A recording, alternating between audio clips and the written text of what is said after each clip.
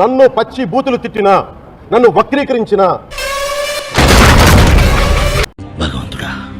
నన్ను రోడ్డు మీదకి లాగిన నేను ఎప్పుడు మౌనంగానే ఉన్నా. కానీ విమర్శించే నాయకులు ప్రత్యేకంగా చెప్తున్నాం,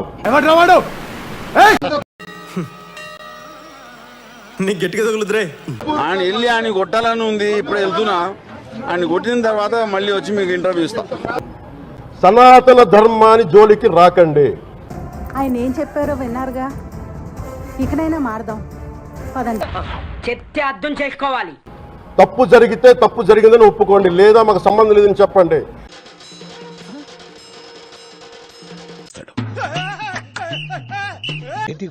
అవును, ఘోరమే. ఇక్కడ ఉంటే ఫోన్లు వస్తాయి, మళ్ళీ పరిగెత్తాల్సి వస్తుందని ఇంకా బయటకు తీసుకెళ్ళిపోయారు. ఆడిపోయిన రోజా, మా సిగ్గులని రోజా, డబ్బుల కోసం కకృతి పడే రోజా. సార్లు ట్యాంకర్లది టెస్ట్ చేయడం జరిగింది. మ్యాటర్ ఏంటో తెలిపోవాలి అంటే చెప్పి ఇప్పుడు రిజెక్ట్ చేశాము, దాన్ని వాడలేదు అని శ్యామలరావు గారు చెప్పడం మనం అందరం కూడా గమనించాం. నిన్ను తిట్టడం వాళ్ళకి ఇష్టమేమో, నిన్ను ప్రశ్నించడం వాళ్ళకి ఇష్టమేమో, నిన్ను నిలదీయడం వాళ్ళకి అంత ప్రేమేమో. మరి నన్ను ఈ ప్రపంచంలో ప్రతి ఎదవ ఆడు చేసే పని ఆడు తప్ప ఇంకెవ్వడో చేయలేడని ఫీలింగ్. చేసిన మిల్క్ లో వెజిటబుల్ ఫ్యాటా ఇంకో ఫ్యాటా ఉంటే దానికి బాధ్యత ఎవరు? నాకేం సంబంధం? మీనింగ్ లెక్క మాట్లాడగా ఏం మాట్లాడేది? ఈవిడే ఎక్కువ భూమికి భారం నాయనా. ఏ మాత్రం రుచి తేడా ఉంటే ఆ రోజే వాళ్ళు కంప్లైంట్లు ఇచ్చి ఉంటారుగా, ఎందుకు కంప్లైంట్లు ఇవ్వలేదు? రూల్స్ మాట్లాడుతుందిరా బాబు, రూల్స్ మాట్లాడుతుందో రే లక్ష్మణ్ రెడీయా? ప్రపంచంలో ఈవి లాంటి మనిషి బ్రహ్మదేవుడు కూడా పుట్టే చదువు చెప్పు. ఆయన తిరుమల తిరుపతి దేవస్థాన ప్రతిష్టను దిగజార్చడం ఎంతవరకు కరెక్ట్ అని భక్తులందరూ కూడా ఒకసారి ఆలోచించాల్సిన అవసరం ఉంది. ఆ మాట నువ్వు చెప్పకూడదు. ఇటు అంటారు, మా జగన్ చాలా మంచోడు, చాలా అమాయకుడు అంటుంటారు. వారిస్తే తిరుపతి అమ్మాయిగా నేను ఊరుకునేది లేదని కూడా ఈ సందర్భంగా తెలియజేస్తాను. ఓబరకాయ మొహం వేసుకొని నేను తిరుపతి అమ్మాయిని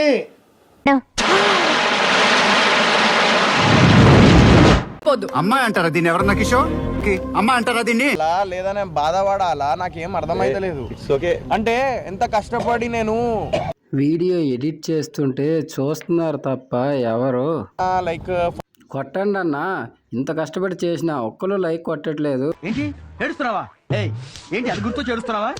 బాధపడివే ఇట్లాంటప్పుడే మనసు రాయి చేసుకోవాలి, ధైర్యంగా ఉండు. అంతేగాని మళ్ళీ అడ్డగోలుగా మాట్లాడితే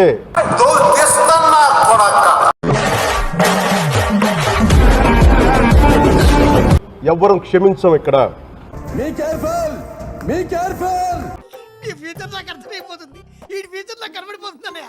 నోటికొచ్చినట్టు మాట్లాడకండి. గీదా మాట్లాడేది పద్ధతి. నీ సంస్కారం, నీ గురువులు నీకు ఈ సంస్కారం నేర్పిండ్రా? నీలాంటి దరిద్రపు కొట్టి విధం నేను ఎక్కడ చూడలేదురా. తమాషాలుగా ఉందా మీకు?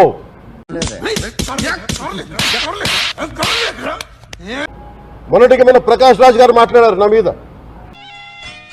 అట్లా చూడక నాన్న సిగ్గేస్తుంది. నీకు సిగ్గోడా ఉందంటరా? మళ్ళీ మొదలెట్టారా? ఇందులో ప్రకాష్ రాజ్ గారికి సంబంధం ఏంటి? ఇందులో నేను చచ్చిపోతా, నన్ను ఎలాగో చంపేస్తారు. అపవిత్రం జరిగింది, ఇలా జరగకూడదు, ఫుడ్ అడల్టరేషన్ జరిగిందని మాట్లాడుతుంటే దీన్ని గోల చేయకూడదు అంటే తప్పు జరిగినప్పుడు మాట్లాడకూడదా?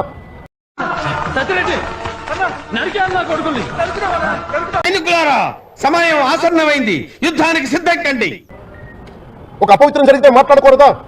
దేవతా విగ్రహాన్ని శిరచ్ఛేదం చేస్తే మాట్లాడకూడదా? దీనికి మీరు ఏమంటారు సార్?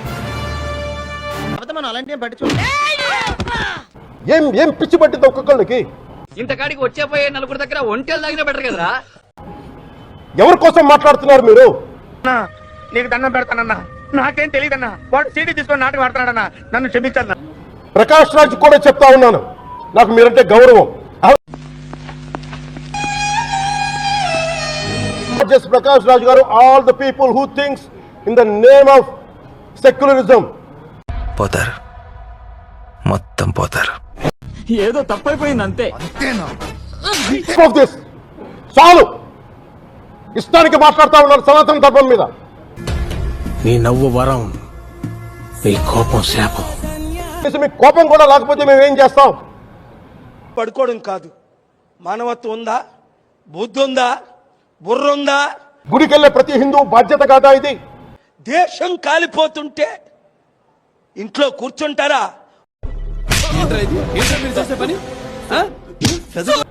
నా ఒక్కరి బాధ్యతైనా, మా బాధ్యతైనా మీది కాదా? రక్తం పొంగిపోతా ఉంది. ధర్మాన్ని పరిరక్షించడానికి మీ బాధ్యత కాదా?